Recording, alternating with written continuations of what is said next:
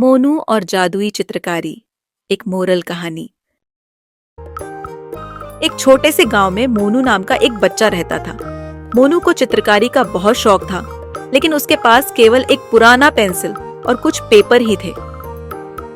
एक दिन मोनू अपने घर के पास नदी किनारे बैठा था और वही पेपर पर चित्र बना रहा था।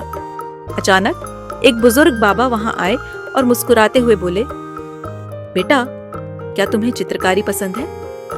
मोनू ने सिर हिलाया और कहा, हाँ बाबा, पर मेरे पास अच्छे रंग और ब्रश नहीं है। बाबा ने अपनी झोली से एक जादुई पेंसिल निकालकर मोनू को दिया और कहा, इस पेंसिल से जो भी तुम बनाओगे वो सच हो जाएगा, लेकिन याद रखना, इसका इस्तेमाल केवल भलाई के लिए करना। मोनू बहुत खुश हुआ और बाबा को धन्यवाद दिया। घर आकर उसने पहली बार उस पेंसिल से एक बिस्किट का चित्र बनाया और बिस्किट सच में सामने आ गया। मोनू ने फिर से चित्र बनाने की सोची, लेकिन उसे बाबा की बात याद आई कि इसका इस्तेमाल केवल भलाई के लिए करना है। अगले दिन मोनू ने देखा कि गांव के लोगों के पास बारिश न होने की वजह से पानी की कमी थी।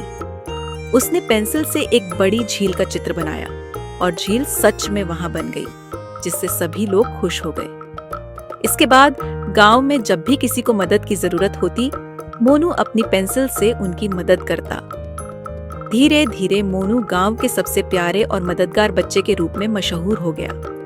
उसकी निस्वार्थता को देखकर बाबा फिर से आए और मोनू को आशीर्वाद देते हुए बोले, बेटा, तुमने सही मायने में इस जादुई पेंसिल का इस्तेमाल किया है। इसे हमेशा अपनी अच्छाई के लिए बनाए रखना।